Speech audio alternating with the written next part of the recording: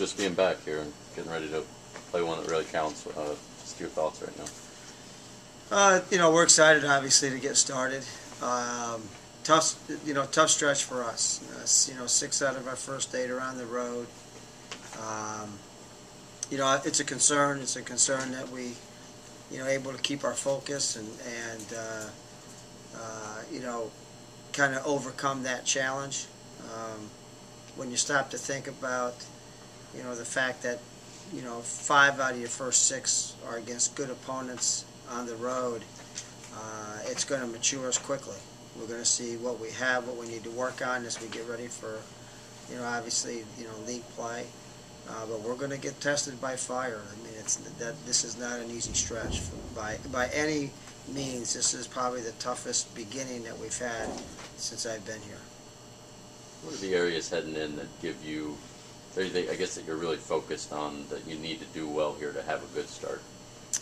We've got to rebound the basketball. All these teams are teams that can go get it. I'm a little concerned about our younger guys. We're really going to need those guys this year, relevant to some really good bench play and good size that we think we need to have. So those guys are going to have to mature quickly. But it's, I think they would tell you, they being my guys, that they'd much rather be playing against somebody else and get started. For me, I'd like to have another week of practice, but that's the world I live in. Jerry, is it tough facing a first-time opponent like you've never seen George? You haven't played George Washington, you haven't played Georgia, just those types of things. I mean, is it tough? Dan, I think it's, what makes it tough is playing in their building and, being, obviously, GW's, opening game. That always brings some emotion in and some, hype from the home team. I think we have to be able to keep our emotions and play team basketball. I mean, we have to. There's certain things that you have to do to win on the road. One is you got to take care of the ball. You can't turn it over. 2, you got to be able to rebound the basketball. You can't give up, second shots. And then the third thing for us is that we've really got to execute. We've got to be able to go in and take away hopefully some things that they do well and make them play to their weakness. Your projected starting lineup, if it's correct, 4 of the 5 guys from last year are still there, and a new guy in Cameron. Is that pretty much the way it will stay with the 4 guys? Yeah, those 4 plus Cam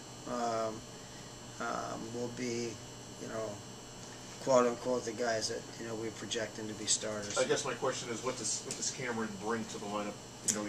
I think he's what we've needed. He is a great defensive presence in terms of being able to rebound the basketball. He's an offensively gifted kid too. I mean, he can play both sides of the floor. He has a good balance in his game. Coach, having 4 or 5 back in that starting lineup, and not just 4 or 5, you had 3 guys who are real impact players. With that continuity, what's that allow you to do here through the early part of the season? Well, those 3 guys have got to carry us. You're looking at a guy in Damian Ergel and Blake Allen and Kendrick Perry are 3 guys that have been through the wars here. They are guys that have played in a lot of big moments, and they need to carry us. There's no question that they need to inflict their presence on this early part of this year. When you have the challenge that we have, when you're having the challenge of playing 5 out of 6 quickly on the road, you play Saturday, then you turn around and play on Monday, and then you come back to Thanksgiving week and play Monday, Tuesday, Wednesday. I'm not sure in my coaching career that I've ever coached a team that's played back to back to back, which obviously takes away a lot of prep time that we like to do. Our leadership within our program has got to step up. I know you want more practice time and those things, but when you spin this to a positive, if you have to, what is the positive that you can take out of this stretch? Give me a shot at it. You go Go ahead. for it. Well, I mean, you're gonna know in 2 weeks, what you need to work on and what you have to really change and what you have to get better at, to meet success. And I'm not saying we're not going to meet success. I'm just saying that it's a great challenge. It's to be in other people's buildings and to be able to to go up against teams that are from the Atlantic 10, the SEC. Then you come back and play Duquesne's kind of non-exempt tournament. It's going to mature us quick, and we're going to see what we're made of in terms of toughness. It's not all of this isn't going to be easy. There's going to be some potholes along the way, and it's going to show what we're made out of in terms of being mentally tough. What's your biggest concern, do you think? Oh, Without getting into the mumbo jumbo. I mean, we've got some questions. I mean, we're putting two guys on the floor that are going to be starting for us that have never started here. You've got people like Sean and Cam and Bobby Hain and some of those guys, DJ. I mean, those guys are important parts of where we are and where we're going, and it's going to be interesting to see how they handle the moment.